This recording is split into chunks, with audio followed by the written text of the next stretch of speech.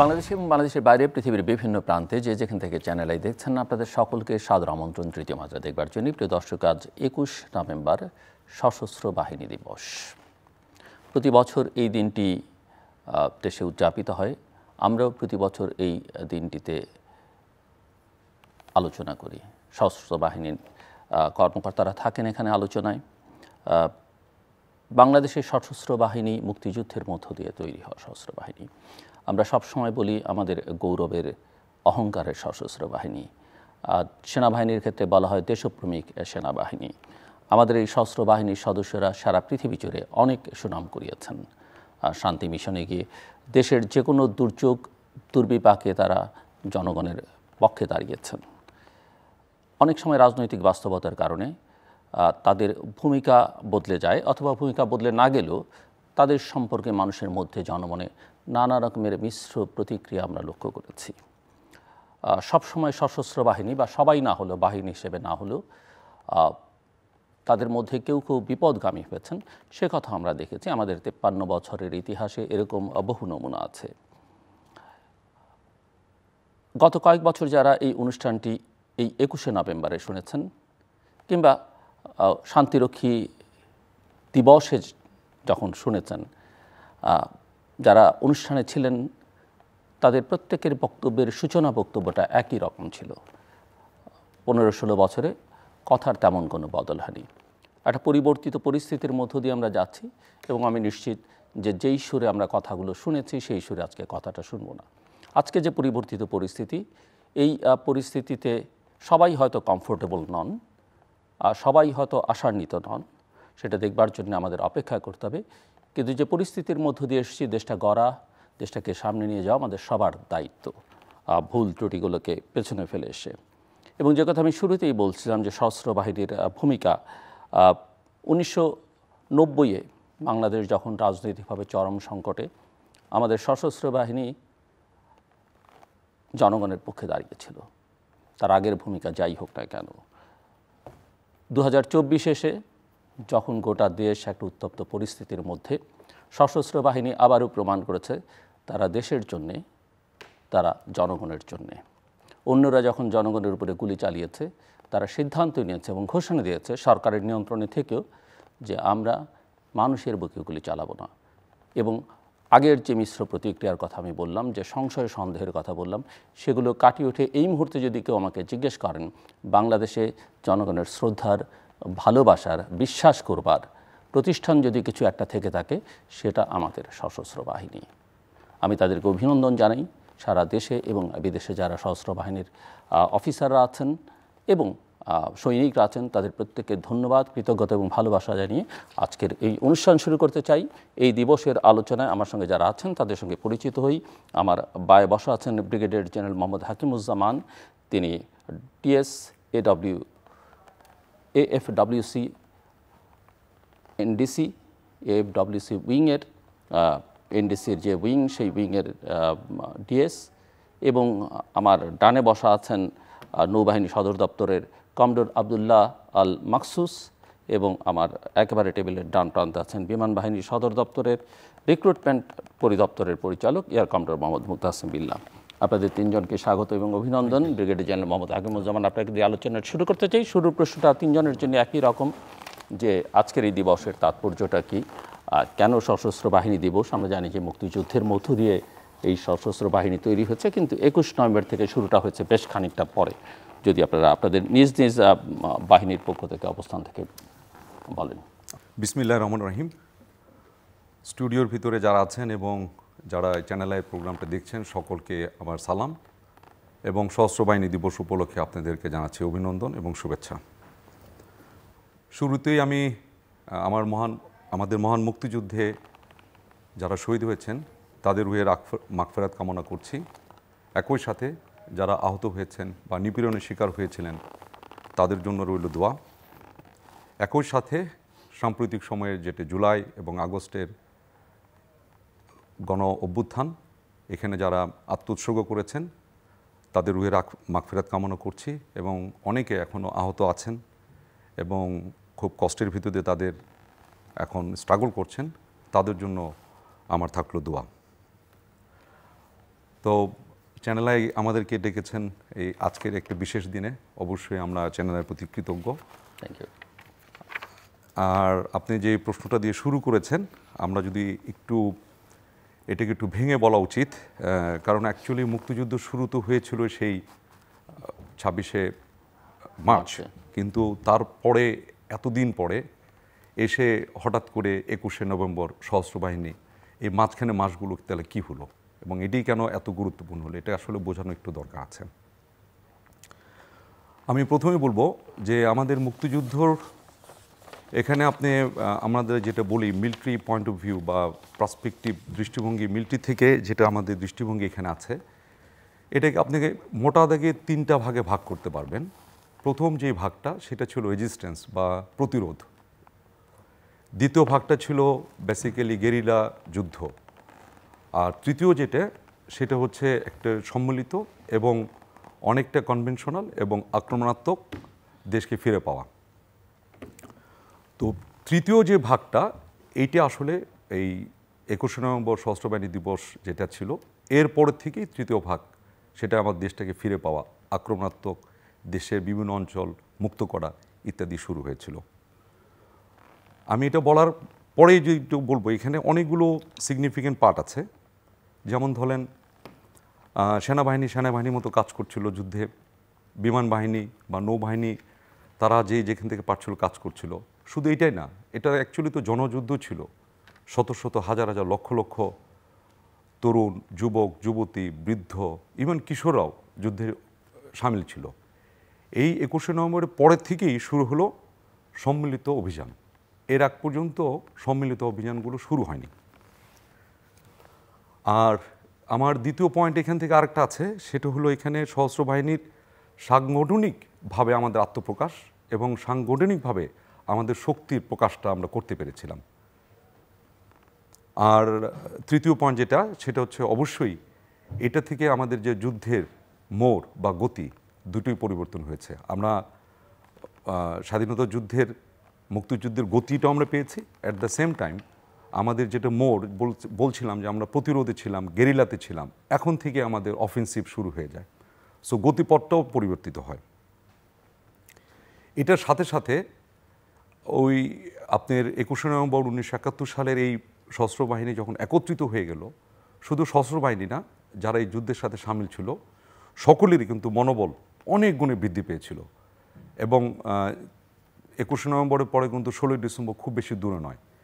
এটা কিন্তু তার প্রমাণ হয় যে শুধু মনোবল আমাদের যে 3 বাহিনী তাও না, যারা এটার সাথে সকলেই সকল মুক্তিযোদ্ধায় এদেরও মনোবল অনেকাংশে বৃদ্ধি পেয়েছিল। অ্যান্ড এইটা আবার যেটা করেছে, আন্তর্জাতিক সমর্থনটা আগে যেটা পেতে অনেক স্ট্রাগল করতে হয়েছিল, এই আন্তর্জাতিক সমর্থনগুলো আসা শুরু করেছিল। আপনি দেখবেন যে আমাদের কিন্তু মুক্তিযুদ্ধ শেষ হওয়ার আগেই কিন্তু আমরা একটা দেশের ভুটানের স্বীকৃতি পেয়ে গেছিলাম। That is a very significant one. এই দিবসগুলো অথবা এই যে ইভেন্টগুলো এটাও কিন্তু এটাকে কন্ট্রিবিউট করেছে। আর এখানে একটা সামরিক কৌশল যেটা আছে, এটা আমি সামনের আলোচনাতে আবার হয়তো আসবে, তখন আমি একটু বিশদভাবে বলবো যে এবং সামরিক কৌশল বলতে আপনি যুদ্ধকালীন, হ্যাঁ, যুদ্ধকালীন যে সময়টা ছিল এই কৌশলটা খুবই গুরুত্বপূর্ণ এবং এটা আমাদের আজকের বাংলাদেশের জন্য অত্যন্ত রেলেভেন্ট। এটা আমি হয়তো সামনের কোনো একটা আলোচনার ভিতরে আমি একটু বলবো। আর ফাইনাল আমি আরেকটা পয়েন্ট এখন বলে এই এপিসোডের পার্টটুকু শেষ করব, সেটা হচ্ছে যে আমাদের মিত্রবাহিনীও ছিল, আমাদের ইন্ডিয়ান তাদের বাহিনী যেটা ছিল, তাদের এয়ারফোর্স, নেভি এবং তাদের আর্মি আমাদেরকে সাহায্য সহযোগিতা করেছে। এটার সাথে যে একটা কোঅর্ডিনেশন, এখন military can talk to A military and military language is different, এবং ধরেন যে কমিউনিকেশন মিনসটাও একটু ভিন্ন হয়। ওয়ার্ল্ডের সাথে কার সাথে কমিউনিকেট করবে, কী অর্ডারটা দেবে। এই 21শে নভেম্বর সশস্ত্র বাহিনী দিবস যেটা বলি, সশস্ত্র বাহিনী একত্রিত হওয়ার পর থেকে এই কোঅর্ডিনেশন এটা অত্যন্ত খুব ভালো হয়েছিল। এবং আমরা বলি কোঅর্ডিনেশনের পরে সিনক্রোনাইজেশন, 2+2 5 হয়ে যাওয়া, ওইটাই ঘটেছে। Thank you. আমি আবার আপনার কাছ থেকে শুনতে কমডোর আব্দুল্লাহ আল মাকসুস আপনি শুনছিলেন, এবং আমার মনে হয় যদি প্রশ্ন যেটা আপনাদের 3 জনের কাছে একটাই কমন প্রশ্ন ছিল, রিপিটেশন হওয়ার সুযোগ অনেক বেশি, যদি রিপিট না করে আপনি নতুন কিছু যোগ করতে চান সেটা আপনি করতে পারেন। বাট আমি স্পেসিফিক আপনার কাছে যে প্রশ্নটা সেটা করতে চাই সেটা হচ্ছে যে কোন কোন বিষয়গুলো আপনি মনে করেন যে জাতীয় এবং আন্তর্জাতিক পরিমণ্ডলে বাংলাদেশ সশস্ত্র বাহিনীর ভাবমূর্তিকে উজ্জ্বল করেছে? ধন্যবাদ জিলুর ভাই। প্রথমেই আমি চ্যানেলের সকল দর্শককে নৌবাহিনীর পক্ষ থেকে স্বাগত জানাচ্ছি এবং আমাদেরকে আজকে স্টুডিওতে আমন্ত্রণ জানানোর জন্য ধন্যবাদ জানাচ্ছি। আমার সহকর্মী ব্রিগেডিয়ার জেনারেল জামান যেটা বলছিলেন যে সশস্ত্র বাহিনী দিবসের তাৎপর্য, আমি আপনার প্রশ্নের স্পেসিফিক উত্তরের আগে শুধু একটু জাস্ট ধারণা দিতে চাই যে স্বাধীনতা যুদ্ধে নৌবাহিনীর পদযাত্রা মূলত শুরু হয়েছিল জুলাই পরবর্তী সময়ে, যখন আমাদের কিছু নৌসদস্য পক্ষ ত্যাগ করে তারা ফ্রান্স থেকে পালিয়ে আসে এবং নৌ কমান্ডো দল গঠন করে এবং পরবর্তীতে আপনারা জানেন যে তারা অগাস্ট পরবর্তী অপারেশন জ্যাকপট পরিচালনা করে, যেটা একটা নৌ কমান্ডো অপারেশন ছিল বিভিন্ন নৌবন্দর এবং আমাদের যে পোর্টগুলোতে, এবং তারা যে হানাদার বাহিনীর রসদ জাহাজগুলোকে ডুবিয়ে দেয় এবং আমাদের যেই লজিস্টিক চেইন ছিল তাদের ম্যারিটাইম রুট সেটাকে সম্পূর্ণভাবে বিধ্বস্ত করে দেয়। এছাড়াও দুটো টাগবোটকে পেট্রোল বোটে কনভার্ট করে রিভারাইন রুটে অপারেশন হটপেন নামে প্রায় 49 জন নৌসদস্য তারা মুক্তিযুদ্ধে অংশগ্রহণ করে এবং তারা নভেম্বর এবং ডিসেম্বর মাসে তারা একটা সিগনিফিক্যান্ট এলাকা তারা শত্রু মুক্ত করতে সমর্থ হয় এবং সেখানে আমাদের রুহুল আমিন ইয়ারে চতুর্থ উনি শহীদ হন, বীরশ্রেষ্ঠ মর্যাদা লাভ করেন। এছাড়াও আমাদের অসংখ্য মুক্তিযোদ্ধা আত্মহতি দেন এবং আহত হন। তো এই পাকিস্তান পরবর্তী এই বাংলাদেশ স্বাধীন পরবর্তী সময়ে নৌবাহিনী মূলত একদম শূন্য থেকেই শুরু করে বলা যায়, যেহেতু তৎকালীন পূর্ব পাকিস্তানে নৌবাহিনীর তেমন কোনো বড় ঘাঁটি বা নৌশক্তি ছিল না। তো আপনার এবং তারপর থেকেই বিগত 5 দশকে নৌবাহিনী আজকে একটা ক্রেডিবল পর্যায়ে এসছে, যে প্রসঙ্গে আমি পরবর্তীতে আলোচনায় আসব। আর আপনার স্পেসিফিক প্রশ্নের উত্তরে আমি যদি বলতে চাই যে সশস্ত্র বাহিনী এই বিগত সময়ে কিভাবে তারা দেশে এবং বিদেশে সুনাম অর্জন করেছে, আপনি প্রথমে বলেছেন যে যখনই দেশের প্রয়োজন হয়েছে, জনগণের প্রয়োজন হয়েছে, তখনই আমাদের সামরিক বাহিনীর সদস্যরা সবসময়ই জনগণের পাশে থেকে দেশ গঠনে আত্মনিয়োগ করেছে, সেটা দুর্যোগকালীন সময়ে হোক, যেমনটা ব্রিগেডিয়ার জেনারেল মোহাম্মদ বা হাকিমুজ্জামান শান্তিকালীন এবং সময়ে হোক। জুলাই মাসেও কেউ চিন্তা করেনি যে সশস্ত্র বাহিনী এভাবে মানুষের পাশে দাঁড়াবে। এবং আপনারা দেখেছেন যে প্রয়োজনের মুহূর্তে দাঁড়িয়ে যাওয়া, even in the recent time আমাদের যখন ল অ্যান্ড অর্ডার সিচুয়েশন একেবারেই ভঙ্গুর অবস্থায় ছিল, তখন সশস্ত্র বাহিনী ইভেন পুলিশ ডিউটিও করেছেন, যখন পুলিশ সদস্যরা কিছুটা বিশৃঙ্খল অবস্থায় ছিলেন। তো এবং আমরা এখনও অন গ্রাউন্ডে আছি, আপনারা জানেন ম্যাজিস্ট্রেসি পাওয়ার দেওয়া আছে এবং এলাকা ভিত্তিকভাবে নির্দিষ্ট পরিকল্পনায় এবং অন্তর্বর্তীকালীন সরকারের নির্দেশনায় সশস্ত্র বাহিনী মোতায়েন রয়েছে এবং তাদের প্রতি যে অর্পিত দায়িত্ব সেটা পালন করে যাচ্ছে। আর বিদেশের কথা যদি বলতে হয় তাহলে অবশ্যই প্রথমে বলতে হয় যে আমরা জাতিসংঘ শান্তিরক্ষা মিশনে সেই 80 দশক থেকে বাংলাদেশের সশস্ত্র বাহিনী পৃথিবীর সকল দেশের থেকেও বেশি পরিমাণ ট্রুপস কন্ট্রিবিউট করছে এবং আমরাই একমাত্র দেশ যারা জল, স্থল এবং অন্তরিক্ষ 3টা জায়গাতেই আর্মি, নেভি এবং এয়ারফোর্সের এলিমেন্ট ডিপ্লয় আছে এবং আমরা অত্যন্ত সুনামের সাথে জাতিসংঘ শান্তি রক্ষা মিশন আমরা পালন করে যাচ্ছি। এছাড়াও দেশে বিদেশে আমাদের যখনই প্রয়োজন হয়েছে, সেটা দুর্যোগকালীন মুহূর্তে অথবা বন্ধুপ্রতিম দেশে গুডউইল ভিজিট বা আমাদের জয়েন্ট এক্সারসাইজ, এই সবগুলো জায়গাতেই আমাদের আর্মি, নেভি এবং এয়ারফোর্স নিয়মিত অংশগ্রহণ করে যাচ্ছে এবং সেটাতে যে একটা মিলিটারি ডিপ্লোমেসি মাধ্যমে দেশের যে আন্তর্জাতিক সম্পর্ক সেটাও বজায় রাখছে। সো এরকম মিস্টার মোহাম্মদ মুক্তাসিম বিল্লাহ, আপনি যদি আমাদেরকে একটু বলেন যে বিশেষ করে বর্তমান প্রজন্মের জন্য বা তরুণ যারা সশস্ত্র বাহিনীতে জয়েন করলো বা যারা ইচ্ছুক, তাদের জন্যে প্রেরণা হিসেবে এবং এই বাহিনীর সময় অগ্রযাত্রা 21শে নভেম্বরের ভূমিকাটা কি? ধন্যবাদ আপনাকে। আমি প্রথমেই আমাদের মাননীয় বিমান বাহিনীর প্রধান এবং বিমান বাহিনীর সকল সদস্যের পক্ষ থেকে 21শে নভেম্বরের শুভেচ্ছা জানাই সবাইকে এবং অবশ্যই চ্যানেল আইকেও ধন্যবাদ। আপনি যেই প্রশ্নটা করেছেন যে বর্তমান প্রজন্মকে কিভাবে আমরা এই এই দিবসটি আসলে কিভাবে প্রেরণা দিচ্ছে? আমরা যদি একটু খেয়াল করি, আমাদের এই দিবসটি একটি ঐতিহাসিক দিবস, কিন্তু এখানকার মূল বিষয়টা ছিল ঐক্য। এবং আমরা জানি একতা শক্তির, একতাই বল যেটা বলে আর কি। তো ওই 21শে নভেম্বর কিন্তু একটা প্রমাণ করেছে যে যখন আমরা একসাথে হই তখন আমরা অনেক শক্তিশালী হয়ে যাই, তখন আমরা অনেক দুর্গম এবং দুঃসহ জায়গায় যেতে পারি, আমরা অনেক দুঃসাধ্যকে সাধ্য করতে পারি। আমরা যদি চিন্তা করি ওই স্বাধীনতার যুদ্ধের সময় আমাদের আলাদা আলাদা করে দেখলে কোনো বাহিনীরই কোনো কিছুই ছিল না বলতে গেলে, অথচ যখন একসাথে হয়েছি তখন আমরা মাত্র 25 দিনের মাথায় বিজয় আনতে পেরেছি। এই যে 21শে নভেম্বরের একত্রিত হওয়ার কারণে আমরা যে বিজয়কে ত্বরান্বিত করে আনতে পারলাম, এটা কিন্তু সবসময় আমাদের একটা প্রেরণা হয়ে থাকবে, সবসময় আমাদেরকে উদ্দীপনা দিচ্ছে। এবং এই যে প্রতি বছর আমরা যখন পালন করি, আমাদের এই নবীন প্রজন্ম যারা আছে তাদের জন্য এটা একটা শিক্ষণীয় বিষয় থাকবে, তাদের জন্য উদ্দীপনা এবং প্রেরণার বিষয় হয়ে থাকবে। তারা এটা জানবে এবং বুঝবে যে আসলে একা একা কিছু করা যায় না। আমাদেরকে যদি কোনো যুদ্ধকালীন সময় হোক কিংবা শান্তিকালীন সময়ে যে কোনো ধরনের দুর্যোগপূর্ণ মুহূর্ত হোক কিংবা যে কোনো সংকটময় মুহূর্ত হোক, আমাদেরকে একসাথে থাকতে হবে, একসাথে এগোতে হবে। এই শক্তিটা এবং এই বিশ্বাসটা আমাদেরকে রাখতে হবে এবং এই জিনিসটা আমরা আমাদের তরুণ প্রজন্মকে বোঝাতে চাই এবং এটাই তাদের জন্য প্রেরণা আসলে, সত্যি কথা বলতে। তো ব্রিগেডিয়ার জেনারেল হাকিমুজ্জামান, আপনি আমরা মুক্তিযুদ্ধের প্রসঙ্গটি আলোচনা করছিলাম, আপনি বলছিলেন কৌশলের কথা আপনি আমাদেরকে বলবেন এবং আচ্ছা, কৌশলের সেই সঙ্গে সেনাবাহিনীর আসলে ভূমিকাটা যদি অনেক নিঃসন্দেহে তরুণ সদস্য মানে দর্শক আছে আমাদের টেলিভিশন সেটের সামনে, তাদের জন্য। আচ্ছা, আপনি তরুণ যেটা বললেন, তরুণ দর্শক থেকে শুরু করে সকলের জন্য আমি কয়েকটা পয়েন্ট একটু মনে হয় জানানো উচিত। এবং আপনি অলরেডি আপনি যখন প্রিলুড দিচ্ছিলেন আজকের অনুষ্ঠানে, তখনও একটা কথা অলরেডি বলেছেন, ওইটাকে আমি একটু অন্যভাবে বলবো। আমাদের একটা ডিফেন্স পলিসি আছে, এটা 1974 সালে প্রথম ছিল, তার পরবর্তী 17-18-তে এসে আরেকটা হয়েছে 17-তে এসে।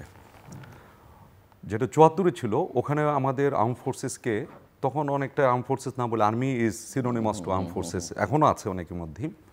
তখন এটা ছিল পিপলস আর্মি, কোট আনকোট, ওটার ভিতরে ছিল পিপলস আর্মি হিসাবে আমাদের কথাটা।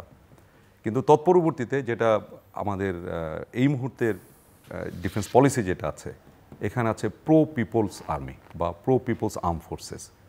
প্রো গভর্নমেন্ট না, প্রো বাংলাদেশও না, ইট ইজ প্রো পিপল। এটাই হলো আমাদের এই যে এখনও যে জুলাই আগস্টে যেটা বললেন, আপনি প্রেক্ষাপট দিলেন, that connects that way as well. একটু জাস্ট আমাকে একটু ক্লারিফাই করেন, মানে প্রো বাংলাদেশ, প্রো পিপল, এটাকে আপনি কিভাবে ডিফাইন করছেন আলাদা? আমি বাংলাদেশটা আসলে তো সবাই প্রো বাংলাদেশ, এটা তো আসলে কিছু নাই। এখন আসলে কোনো একটা ভূখণ্ড রক্ষা করা, হ্যাঁ, সব কিছু মিলে একটা আমি যদি একটু ব্যাখ্যা দিই এইভাবে, কোনো একটা দেশ অ্যাকচুয়ালি তার হচ্ছে ন্যূনতম যেটাকে বলা হয় basic element of N state, এটার ভিতরে থাকবে একটা টেরিটরি উইথ এ বাউন্ডারি, থাকবে জনগণ যেটা হচ্ছে সর্বপ্রথম, তারপরে বাউন্ডারি আসবে, তারপরে সরকার আসবে এবং সার্বভৌমত্ব। এই চারটা হচ্ছে আমাদের ন্যূনতম একটা স্টেটের। এখন যারা আমরা বাহিনী যারা আছি, অবশ্যই কোনো একটা সরকারের আমরা আদেশ নিষেধ উপদেশ, তাদের একটা দিক নির্দেশনার ভিতর সবসময় থাকতেই হয়। এখন আমাদের কিন্তু আসলে কিন্তু ওইটাই কিন্তু আমাদের ডিফেন্স পলিসি যেটা বলছি, অথবা আমাদের চিন্তা চেতনার ভিতরে যেটা আছে প্রো পিপল। আপনি খেয়াল করে দেখেন, আমাদের আমরা সান অফ দি সয়েল, আমার ভাই হয়তো বা আমার বোন অথবা এরাই তো আমাদের পিপল। এই যে রিসেন্ট যেটা বন্যা হলো, এটা কিন্তু খুব অল্প সময়ের বন্যা হলেও কিন্তু এটাতে অনেক লোক মারা গেছে, এবং এটা 1988 বা 98-এর বড় বন্যার মতো না হলেও এটার ক্যাজুয়ালিটিসটা খুব বেশি হয়েছে। আমাদের সশস্ত্র বাহিনী যেভাবে ঝাঁপিয়ে পড়েছে, এটা তো আসলে ওই পিপলসের ফিলিংস থেকেই তো ঝাঁপিয়ে পড়েছে। শুধু এটা না, আপনি যে কোনো একটা দুর্যোগ দেখেন, যে কোনো একটা রানা প্লাজা বলেন বা কোনো একটা ইভেন ম্যানমেড ক্যালামিটিসের ভিতরেও দেখবেন যে আমাদের এইটা মনের ভিতরেই রয়ে গেছে, আমরা প্রো পিপল। অ্যাকচুয়ালি আমাদের অ্যাক্টিভিটিসটা থাকে হলো প্রো পিপল। এটা আমার একটা গুরুত্বপূর্ণ বিষয় ছিল, যে এটাকে বলা যায় আমরা অ্যাকচুয়ালি প্রো পিপলস। এখন আপনি যে ভূমিকার কথা কিছু বলেছিলেন, এখানে আমি আরও দু একটা পয়েন্ট আমার সহ-আলোচক বলেই ফেলেছেন, তারপর বলে নিচ্ছি যে আমরা একটা যুদ্ধে, একটা অসম একটা যুদ্ধে আমরা লিপ্ত হয়েছিলাম 1971 সালে, এবং আমরা খুব একটা প্রিপেয়ার ছিলাম না, মানে সামরিক দিক থেকে, হয়তো পলিটিক্যাল বর্ণ দিক থেকে একটা প্রস্তুতি ছিলই, সামরিক দিক থেকে প্রস্তুতি না হলেও আমরা মাত্র 9 মাসে আমরা তো পেরেছি। এটা কি আমাদের একটা জাতির কাছে একটা বড় উদাহরণ না? ইয়েস উই ক্যান, অ্যান্ড আমরা ইভেন ইনফেরো বা অসম হলেও ইয়েস উই ক্যান। এটা তো আমাদের যারা নতুন প্রজন্ম অথবা ইভেন মিড লেভেলেও যারা আছে তাদের ভিতরে তো এটাকে ট্রান্সমিট করে, তারাও নিশ্চয়ই এটাতে অনুপ্রাণিত হয়, yes we can, even we are inferior. এটা বাদে ধরেন যে আমাদের তো অ্যাকচুয়ালি উন্নয়নের, দেশ উন্নয়ন তো আর আমরা বাদেও দেশ উন্নয়ন হবে না, সামরিক বাহিনী একা উন্নয়ন হবে না, কোনোটাই সম্ভব না। তবে আমরা কিন্তু দেশের সবসময় উন্নয়নের পাশেই ছিলাম, সেটা শিক্ষা বলেন, চিকিৎসা বলেন, ইনফ্রাস্ট্রাকচার বলেন, এটা আমাদের অবদান সবসময় আছে। এবং আমরা গর্ববোধ করি যে আমরা কিছু ক্ষেত্রে এক্সাম্পল সেট করে আমরা এটার সাথে আমরা অবদান রেখে চলছি এই সেক্টরগুলোতে। আর শিক্ষাক্ষেত্রে কিন্তু আমাদের একটা বড় অবদান আছে। যদি সামনে আর একটা কোনো সুযোগ প্রশ্নের ইয়েতে আসে, আমি শিক্ষাক্ষেত্রে কিছু এটা আপনি কন্টিনিউ করতে পারেন, শুনি। আচ্ছা, শিক্ষাক্ষেত্রে আমাদের খেয়াল করে দেখেন, আমি একটু এটা নিয়ে একটু নাড়াচাড়া করছিলাম যে আমাদের কন্ট্রিবিউশন আসলে কতটুকু। এটা আমাদের প্রাইমারি লেভেলের শিক্ষাতে, সেকেন্ডারি, টারশিয়ারি, এই 3টা লেভেলেই কিন্তু আমাদের সেনাবাহিনী, নৌবাহিনী এবং বিমান বাহিনী, 3 বাহিনী কিন্তু যথেষ্ট পরিমাণে অবদান রেখেছে, যেটা হয়তো দৃশ্যমান না। মনে হচ্ছে যে এটাই তো নর্মাল, আসলেই নর্মাল। আমরা তো বলেছি প্রো পিপলস, এটি আমাদের নর্মালি।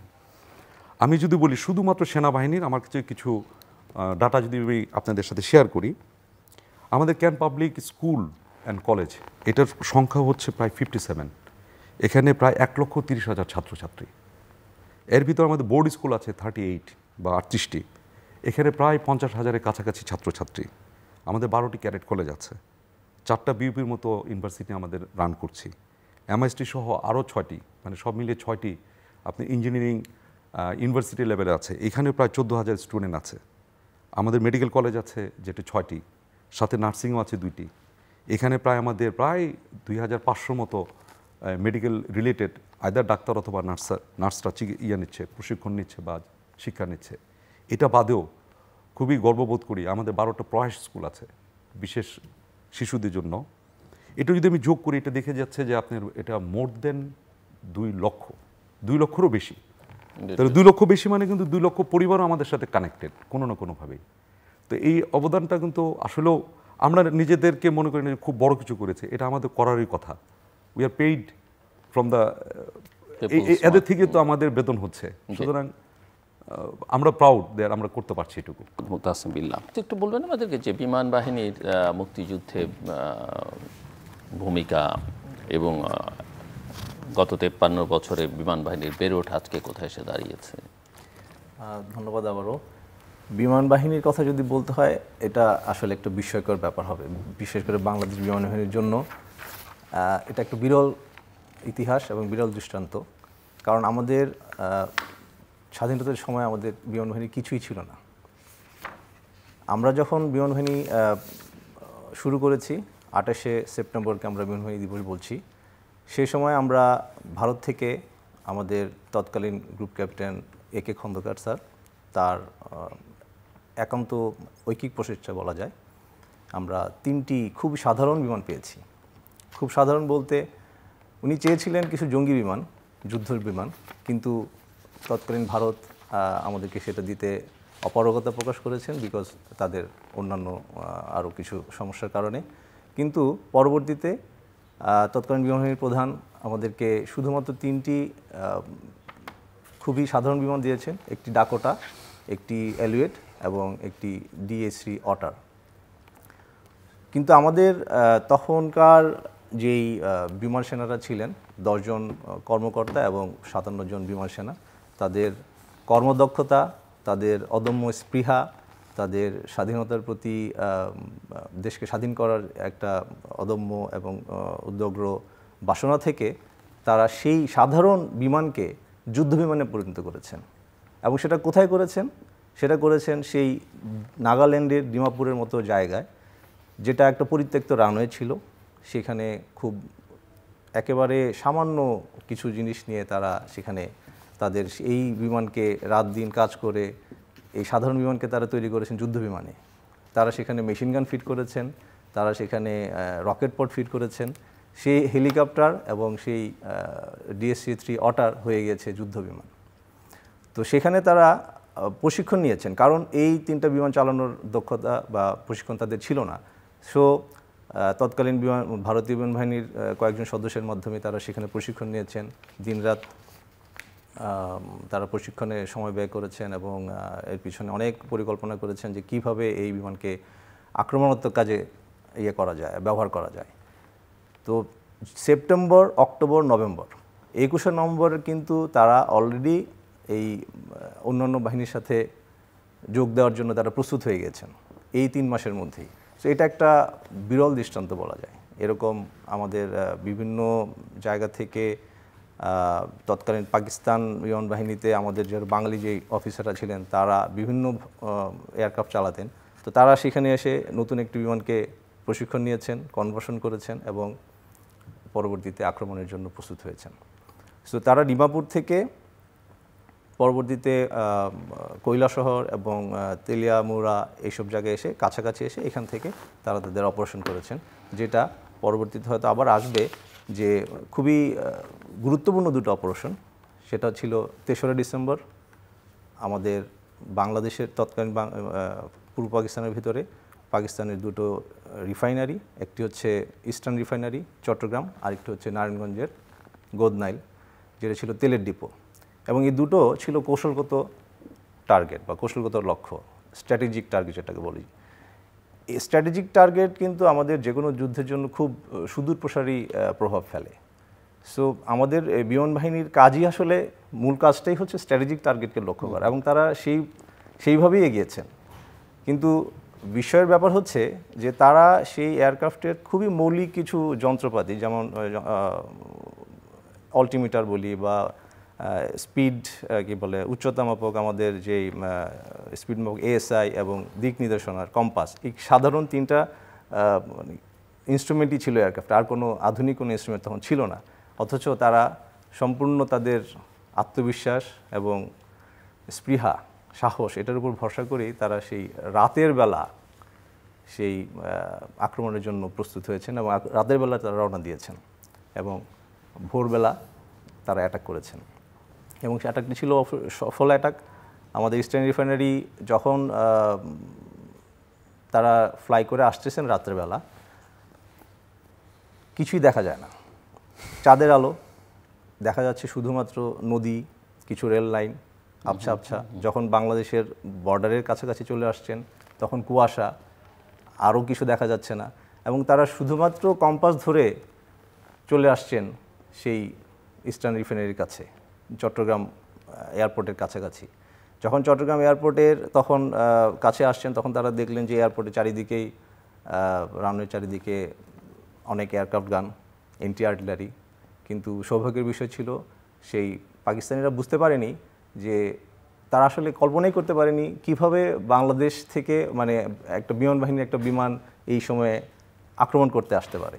তারা ভেবেছে তাদের এটা প্ল্যান্ট প্রোটেকশনের কোনো একটা বিমান, এবং বিমানটি ছিল প্রপেলার এয়ারক্রাফট। প্রপেলার শব্দ শুনেছে কিন্তু তারা কিছুই করেনি।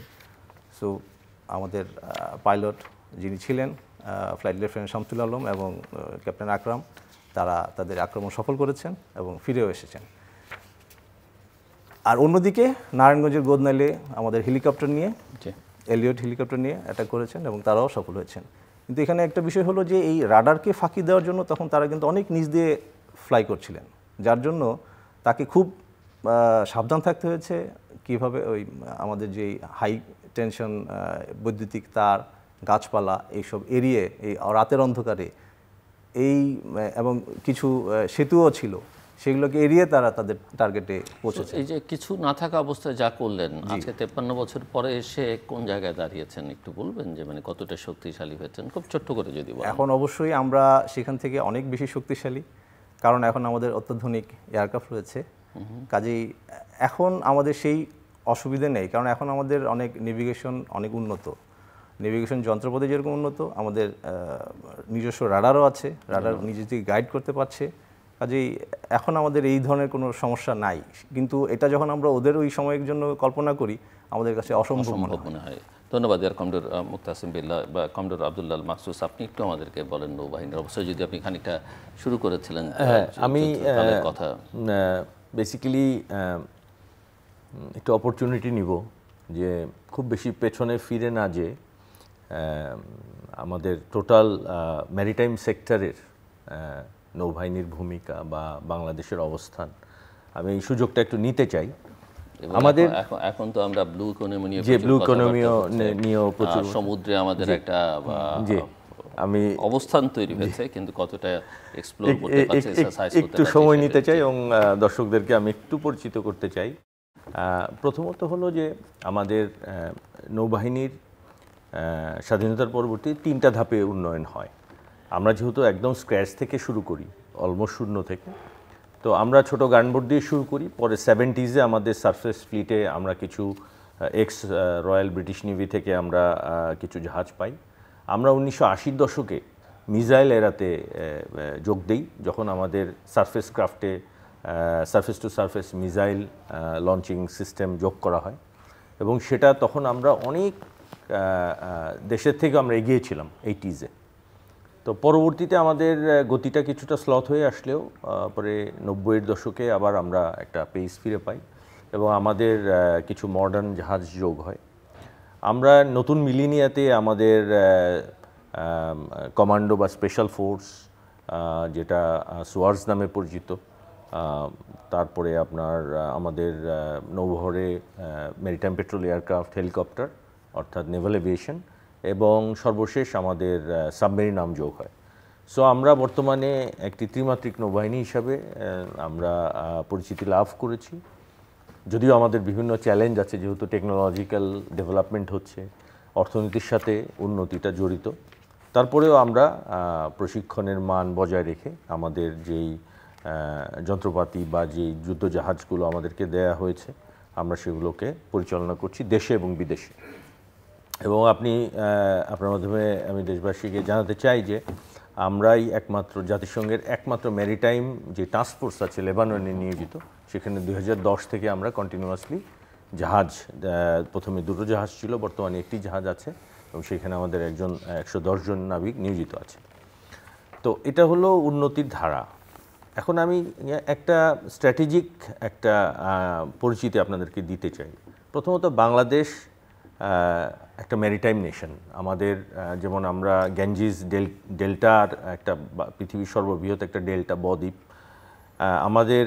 আমাদের ম্যাপটাকে যদি আমরা একটু রিভার্স করে দেখি, আমাদের সাউদার্ন সাইড পুরোটাই হলো গিয়ে আমরা বলি যে থার্ড বর্ডার, আমাদের সমুদ্র অঞ্চল, বিশাল সমুদ্র অঞ্চল রয়েছে, এবং আমরা প্রায় 200 নটিক্যাল মাইল বা 400 কিলোমিটার পর্যন্ত আমরা একান্ত অর্থনৈতিক এলাকা বা ইজেড আমরা ক্লেম করি, এবং যেটার আয়তন প্রায় 1,18,813 বর্গ কিলোমিটার। এবং আমরা 2012 সালে এবং 2014 সালে মিয়ানমার এবং ভারতের সাথে আমাদের সমুদ্র সীমানাটা ঠিক করি। তো এর ফলে আমাদের যেই নতুন দুয়ারটা এখন আছে আমাদের একান্ত অর্থনৈতিক এলাকা বা এরও বিয়ন্ড মহিষোপান, সেখানে অনেক আমাদের রিসোর্সেস আছে। আপনি জানেন যে আমাদের very rich in fish, minerals, এবং সেখানে যদি আমরা সঠিকভাবে তেল এবং গ্যাস এক্সপ্লোর করি, আমরা বিশ্বাস করি যে সেখান থেকে একটা অনেক সম্পদ আহরিত হবে। আপনি জানেন যে বে অফ বেঙ্গল আমাদের বাংলাদেশের অবস্থান একদম উপরের দিকে, এপেক্সে, এবং আমরা ভারত মহাসাগরের সাথে যুক্ত। ভারত মহাসাগরে 3টা মহাদেশের সাথে কানেক্টেড, এবং যেখানে ওয়ার্ল্ডের 1/3 পপুলেশন আছে, ওয়ার্ল্ডের 2/3 ওয়েল রিজার্ভ এখানে আছে, 40% গোল্ড, 90% ডায়মন্ড, এবং তেল চলাচলকারী জাহাজ তার 70% জাহাজ এদিক দিয়ে চলাচল করে। সো স্ট্র্যাটেজিক্যালি এটা খুবই অত্যন্ত গুরুত্বপূর্ণ। তো এখন বে অফ বেঙ্গলের সাথে অনেকগুলো দেশ জড়িত আছে, সেখানে বাংলাদেশ স্ট্র্যাটেজিক্যালি একটা গুরুত্বপূর্ণ জায়গা, যেখানে ইন্ডিয়া এবং মিয়ানমারের মাঝখানে আমরা আছি। তো এখানে আমাদের সবচেয়ে বড় যে দায়িত্বটা, সেটা হলো আমাদের যে ট্রেড এবং কমার্স, 95% আমাদের বাণিজ্য হয় সমুদ্রপথে, সেটাকে নিরাপদ রাখা।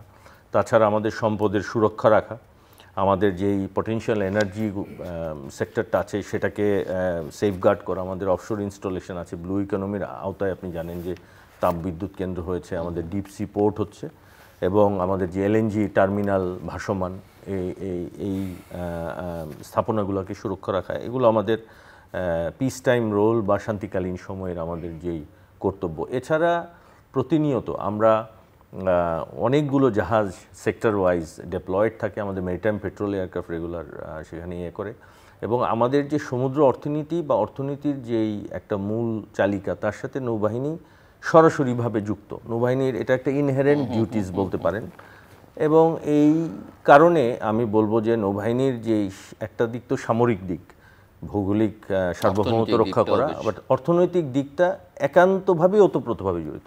সাম্প্রতিক সময়ে আপনি দেখবেন যে পরপর 3টি জাহাজে অগ্নিকাণ্ড হয় 5ই অগাস্ট পরবর্তী। সেটা নাশকতা ছিল না এমনি দুর্ঘটনা হয়েছে, সেটা তদন্ত সাপেক্ষ বা তদন্ত চলমান আছে।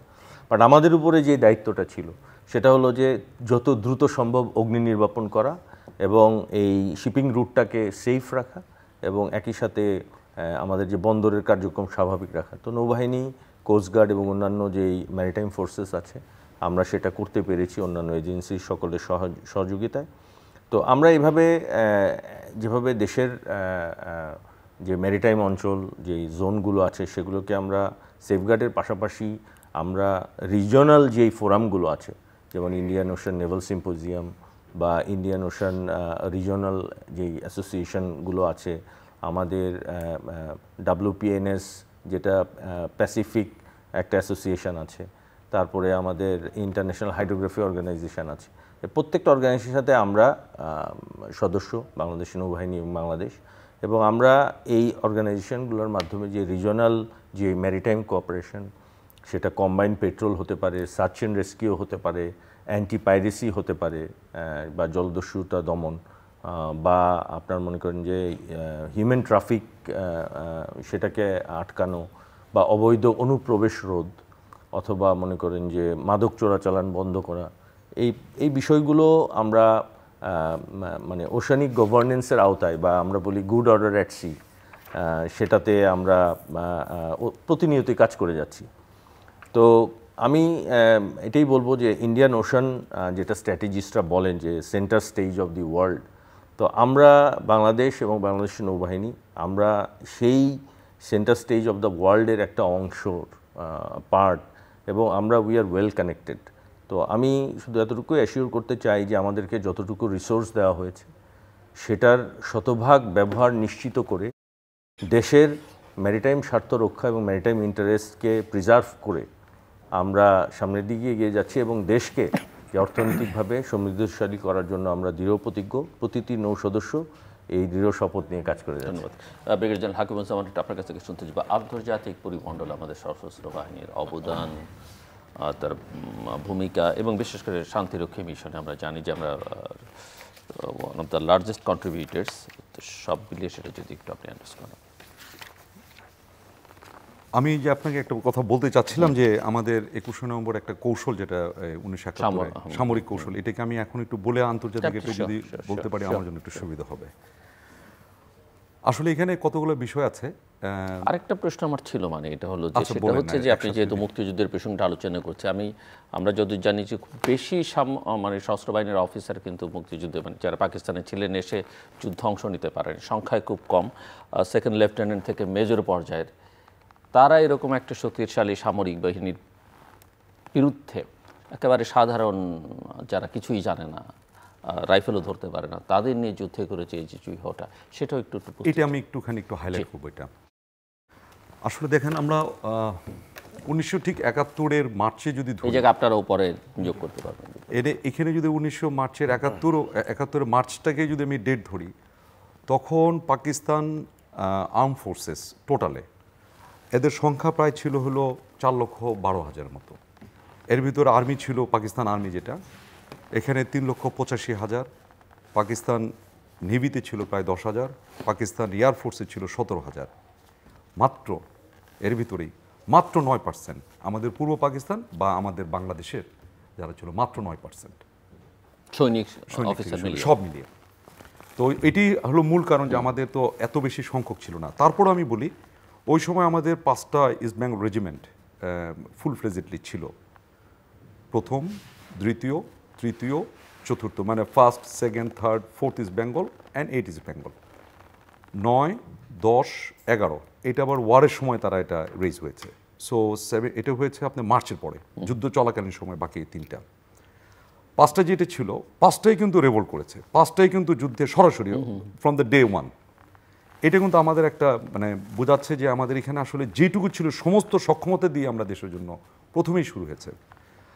আর একটা কথা যেটা বললেন, এটা প্রায় আমাদের কিন্তু 1460 জন শুধুমাত্র আর্মি থেকে এই ইয়েতে মারা গেছেন, আমাদের শহীদ হয়েছেন 1460 জন মতো মুক্তিযুদ্ধে। ইটস এ ওই আমলে যেটুকু আমাদের সংখ্যা ছিল প্রায় 12,000-এর মতো ছিল, 12,000 প্লাস, তার ভিতরে 1400, মানে এটা হচ্ছে প্রায় 13 থেকে 14% শুধু মারাই গেছে, আত্মোৎসর্গ করেছে।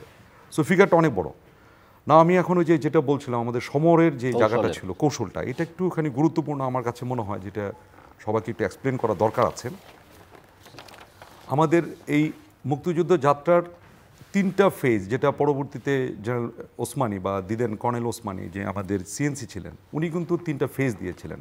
প্রথম ফেজটা ছিল রেজিস্ট্যান্স ফেজ বা প্রতিরোধ, দ্বিতীয়টা ছিল গেরিলা ফেজ, আর তৃতীয়টা যেটা ছিল সেটা হচ্ছে অফেন্সিভ বা আমাদের কনভেনশনাল অফেন্সিভ ফেজটা। এটা হঠাৎ করে হয়নি, এটা কিন্তু আসলে হঠাৎ করে হয়নি। উনি হওয়ার আগেই 4 এপ্রিল প্রথম একটা কনফারেন্স হয়, যেটাকে বলা হয় তেলিয়াপাড়া কনফারেন্স, নাম করা কনফারেন্স এটা, এবং পরবর্তীতে এটাকে তেলিয়াপাড়া স্ট্র্যাটেজি হিসেবেই আমাদের সামনে উপস্থাপিত হয়। এটা ছিল তৎকালীন ওয়ান অফ দ্য সেক্টর কমান্ডারও ছিল এবং পরবর্তীতে ফোর্স কমান্ডার হয়েছেন যেটা খালেদ মোশাররফ। ওনার ক্যাম্প ছিল কিন্তু তেলিয়াপাড়াটা। ওনার ক্যাম্পের ভিতরে একটা বড় একটা মিটিং হয় প্রথমে। ওখানে দিদেন মেজর জিয়া, শফিউদ্দিন, খালেদ মোশাররফ, কাজী নজরুল ইসলাম, কাজী নুরুজ্জামান ইত্যাদি ইত্যাদি ওনারা উপস্থিত ছিলেন। তখন তারা সিদ্ধান্ত নিয়েছিল যে আমাদের এরকম একটা ফোর্স গঠন না করলে তো এটা তো একটা ডিজারে, এখন ইউনিভার্সিটি একটা ছেলে বা একজন কৃষক সে যুদ্ধে জয়েন করতে চাচ্ছে, কোথায় যাবে, কার কাছে যাবে, কি ট্রেনিং নেবে, কি অস্ত্র নেবে, এটা তো জানে না। তো somebody has to raise that this is an organisation that has to fight for. এই জিনিসটা কিন্তু ওই দিনই প্রথম আগেই উপলব্ধি হয়েছে এবং ওই দিনই প্রথম বলা হলো যে 4 তারিখ থেকে শুরু। তৎপরবর্তীতে যেটা হলো সেটা সরকার গঠনের আগে, সরকার গঠনের আগে, এইটা আমি বলছি। ইভেন আপনার খালেদ মোশাররফের একটা বিখ্যাত ডায়লগ ছিল যে ওই 4 এপ্রিলে যদি পলিটিক্যাল লিডারশিপ এখন পর্যন্ত না আসে তাহলে আমরা কি রেভলিউশনের কাউন্সিল করব যাতে করে আমাদের আগায় যেতে পারি। Not that say anti government, মানে আমাদের পলিটিক্যাল লিডারশিপটা তখন পর্যন্ত তো হয়ে সারে নাই, সেটা হচ্ছে 10 এপ্রিল অনওয়ার্ড থেকে আমাদের আসছে। তার আগে উনি 4 এপ্রিল এটা বলেছিলেন, তখন বলেছেন না, wait for the political leadership. যার কারণে কিন্তু আমরা তাজউদ্দিনেরও একটা স্ট্র্যাটেজি পাই। সেটা পেয়েছিলাম আমরা হলো জুলাই মাসে, যে জুলাই মাসে কিন্তু আরেকটা কনফারেন্স হয়। আমি আরেকটু মাঝখানে যে 4 তারিখের পরে কিন্তু 12 তারিখের একটা বড় একটা সিদ্ধান্ত হলো 12 এপ্রিলে। সেখান থেকে কিন্তু আমাদের যে এখন যেটা সেক্টর সবাই জানে যে 11টা সেক্টর, আসলে প্রথমে 11টা হয়নি, প্রথমে 4টা হয়েছিল, রিজন নাম দিয়েছিল। এটা ছিল হলো চিটগং, কুমিল্লা, সিলেট এবং বলেছিল সাউথ ওয়েস্ট রিজন, যেটা আমাদের যে কুষ্টিয়া এবং খুলনা এই অঞ্চলটাকে, যশোর অঞ্চলটাকে বলে। আবার তৎপরবর্তীতে আবার একটু ভাঙা হলো, বলে যে না আমরা 7টা সেক্টর করব, 7টা সেক্টর হয়েছিল। তৎপরবর্তী যেটা হলো আপনার কলকাতায় একটা বড় মিটিং হয়, যেটাকে সেক্টর কমান্ডার কনফারেন্স বলা হয়, যেটা এখনও আমাদের কিন্তু চালু আছে, কিন্তু এখনও বাংলাদেশে। এটা হয়েছিল জুলাই মাসে। ওই সময়ে যে তখন তাজউদ্দিন অ্যাপ্রুভ করলো যে yes we need to have sectors and 11টা সেক্টর, তখন ডিমার্কেশন হলো সেক্টর কমান্ডার কারা কারা হবেন, তাদের কার কী উদ্দেশ্য থাকবেন, কোন সেক্টর কোন কাজ করবেন, এটাও একদম বিস্তারিত উনি বলে দিলেন। এবং এই তাজউদ্দিন এটা কিন্তু ডাইরেক্টিভস, তার লেভেলের স্ট্র্যাটেজিক ডাইরেক্টিভ। এটার পরবর্তীতেই কিন্তু ওসমানী, যে এখন আমি বলবো যে সমরটা আসলো যেটা ওসমানী, তারপরে একটা মিলিটারি স্ট্র্যাটেজিক ডাইরেক্টিভ দেয়। এবং আমার দৃষ্টিতে আমি এখন ওয়ার কোর্সকে আমি ডিএস হিসেবে আমি অনেক দিন ধরে আছি, আমার কাছে মনে হলো যে এর থেকে ভালো ডাইরেক্টিভ ওই সময়ে না, এই সময়েও কেউ দিতে পারবে বলে মনে হয়। অনেক দেশে পারবে না, অনেক খানে পারবে না ওসমানীর ওই ডাইরেক্টিভটা। তো দেখেন আমি বলেছিলাম 3টা ফেজে ভাগ করা, 3টা ফেজের মেজাজ, কারণ তো আপনি তো তখন ওয়ারলেসের কমিউনিকেশন নাই, টেলিফোন নাই, এটা নাই। সে যে সিলেট আছে, ওসমানী বসে আছে আর জায়গায়, হাউ টু কমিউনিকেট, এটা সম্ভব না। তাহলে ডিসেন্ট্রালাইজ কমান্ড দিতে হয়েছে, তাদেরকে একটা উদ্দেশ্য দিতে হয়েছে, উদ্দেশ্য অনুযায়ী আবার সিনক্রোনাইজ করে নিয়ে আসতে হচ্ছে। এই পার্টটা উনি করেছিলেন। এবং আবার 3টে ফোর্সও তো করা হলো। হ্যাঁ, এর পরবর্তীতে আসছিল আপনি 3টা ফোর্সগুলো কিন্তু অ্যাকচুয়ালি সিদ্ধান্ত হলেও ফোর্সগুলো কিন্তু আলাদা আলাদা সময় হয়েছিল।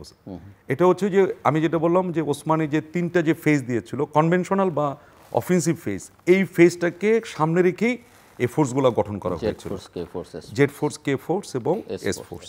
জেট ফোর্সটা কিন্তু সবার আগে হয়েছিল। এটা কিন্তু ওই যেটা বললাম জুলাই মাসে জেট ফোর্স দের ফার্স্ট টাইম, এবং এটা হলো এটা জেট ফোর্স আমরা জানি যে তৎকালীন জিয়াউর রহমান ছিলেন এটা force commander.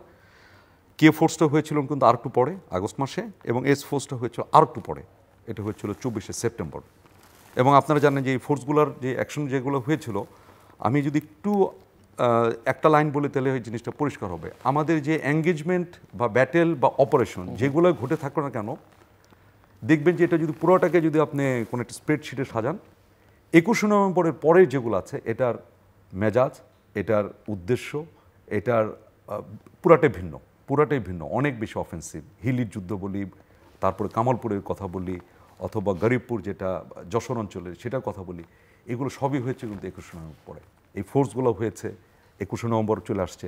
In the mean time আমরা জেনে গেছি যে তাদের সাপ্লাই লাইন বন্ধ হয়ে গেছে, যেটা চিটগং পোর্টে নেভাল জ্যাকপট অপারেশনের মাধ্যমে।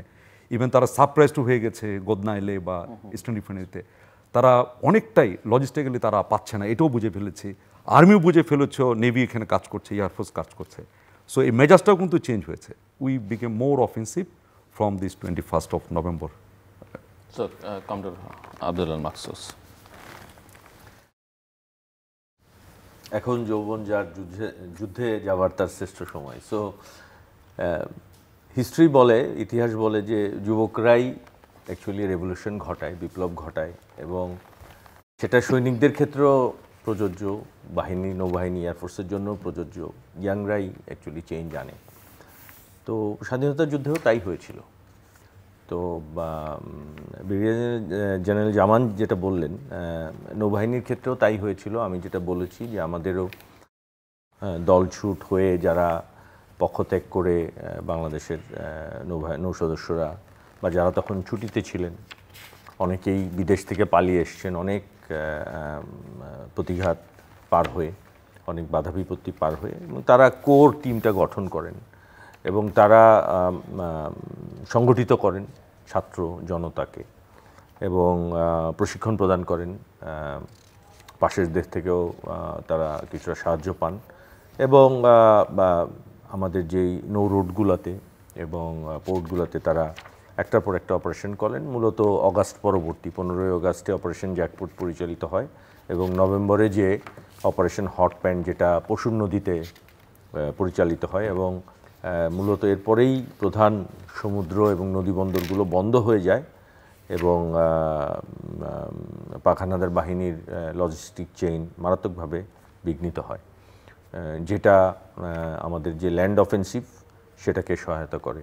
তো নৌবাহিনীর শুরুটা অ্যাকচুয়ালি ওখান থেকেই শুরু, এবং এখানেই আমি বলবো যে 21শে নভেম্বরের তাৎপর্য, যেখানে তিন বাহিনী সম্মিলিতভাবে স্বাধীনতা যুদ্ধকে বেগবান করে এবং পরবর্তীতে আমরা খুব দ্রুতই স্বাধীনতা অর্জন করতে সমর্থ হই।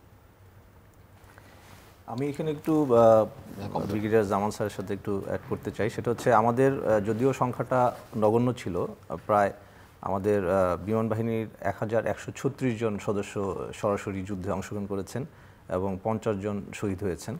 তার মধ্যে 6 জন ছিলেন অফিসার এবং 44 জন অন্যান্য বিমান সেনা। এবং 3 তারিখে ডিসেম্বরের 3 তারিখ থেকে যখন প্রথম অপারেশন করেছেন, 3 তারিখ থেকে 15 ডিসেম্বর পর্যন্ত তারা 50টি আক্রমণাত্মক অপারেশন করেছেন, যেগুলো সরাসরি এই মিত্রবাহিনীর আমাদের বিভিন্ন যুদ্ধের যেই মোড় ঘুরিয়ে দিতে সরাসরি এই মিশনগুলা প্রভাব ফেলেছে। এবং বিশেষ করে রসদ, তারপরে জনবল সাপ্লাই, রাস্তাঘাট যোগাযোগ বিচ্ছিন্ন করা, এই ধরনের কাজগুলো এই বিমান বাহিনীর এই আক্রমণের কারণেই হয়েছিল। আরেকটা জিনিস, আমাদের ওই সেক্টর যখন 11টা হয়েছে, তার মধ্যে বিমান বাহিনী থেকেও কিন্তু 2 জন সেক্টর কমান্ডার হিসেবে ছিলেন। একজন ছিলেন আমাদের তৎকালীন একেএম খাদিমুল বাশার, এবং আরেকজন পরবর্তীতে হয়েছেন ডেপুটি সিএনসি কিন্তু এয়ারফোর্স থেকে, জি, হামিদুল্লাহ। সো এটা আমি বলবো একটা বিরল অভিজ্ঞতা যে বিমান বাহিনীর অফিসার হয়ে একটা স্থল বাহিনীকে নেতৃত্ব দেওয়া। সো এবং এটা সময়ের প্রয়োজনে এটা হয়েছিল। আসলে যুদ্ধকালীন মুক্তিযুদ্ধের সময়টা এমন ছিল যে সে সময় আসলে এটা ছাড়া কোনো উপায় ছিল না। এবং 21শে নভেম্বরের পরে এই যে অপারেশনগুলো যখন হয়েছে খুবই সুপরিকল্পিতভাবে, সুনির্দিষ্টভাবে এবং সম্মিলিতভাবে, এইটাই ছিল আসলে যুদ্ধর বিজয়টাকে ত্বরান্বিত করার আরেকটা মানে মাধ্যম। এবং 21শে নভেম্বর কিন্তু এই কারণেও খুব বেশি তাৎপর্যপূর্ণ। তো আমরা একেবারেই শেষের দিকে জাস্ট 1-1.5 মিনিট করে যদি আপনাদের ক্লোজিং রিমার্কস, এবং আমি যেটা একটু শান্তিরক্ষী মিশনের প্রসঙ্গটা আনছিলাম, কেননা সশস্ত্র বাহিনী সারা পৃথিবী জুড়ের জন্য যথেষ্ট প্রশংসা করে থাকে, কিন্তু আমার হাতে আর সময় নেই। সো প্রত্যেকের জন্য 1.5 থেকে 2 মিনিট করে আপনি যদি শুরু করেন। আমি একটু ফিউচারিস্টিকভাবে নৌবাহিনীর কর্মকাণ্ড একটু বলতে চাই। জাস্ট যেটাই বলেন, 1.5 থেকে 2 মিনিটের বেশি সময় পাওয়া যাবে। অ্যাকচুয়ালি বর্তমানে আমরা দেশের জনগণের সাথে আছি। আমরা যে অগাস্ট পরবর্তী, জুলাই আগস্ট পরবর্তী যে এনভায়রনমেন্ট পেয়েছি, সেখানে আমরা অন্তর্বর্তী সরকারের সাথে নির্দেশনা মোতাবেক কাজ করে যাচ্ছি এবং সরকার নির্দেশিত যে কোনো দায়িত্ব আমরা পালনে আমরা দৃঢ়প্রতিজ্ঞ। নৌবাহিনীর কথায় যদি আসি, আমাদের সামনের যেই নৌবাহিনীর যে মিলিটারি জব, ব্যাটেল স্পেসটা বেশ কমপ্লেক্স। আমাদের সারফেস, সাবসারফেস ছাড়াও আমাদের স্পেস বা আমাদের ইলেকট্রোম্যাগনেটিক স্পেকট্রাম, সাইবার স্পেস, এই দিকেও আমাদেরকে নজর দিতে হচ্ছে। একই সাথে নৌবাহিনী 3টা শিপইয়ার্ডের মাধ্যমে আমরা নিজেদের সক্ষমতা অর্জন করে জাহাজ নির্মাণে আমরা চেষ্টা করে যাচ্ছি, যাতে আমরা সাস্টেনেবিলিটি অর্জন করতে পারি। আমাদের টেকনিক্যাল ট্রেনিং ইনস্টিটিউট স্থাপন করা হয়েছে 3টা, যেখানে আমরা দক্ষ জনশক্তি গড়ে তোলার জন্য আমরা যুবক সমাজকে প্রশিক্ষণ প্রদান করছি। আমরা মেডিকেল কলেজ এবং নার্সিং ইনস্টিটিউট এবং টেকনোলজিক্যাল ইনস্টিটিউট গড়ে তোলার চেষ্টা করছি।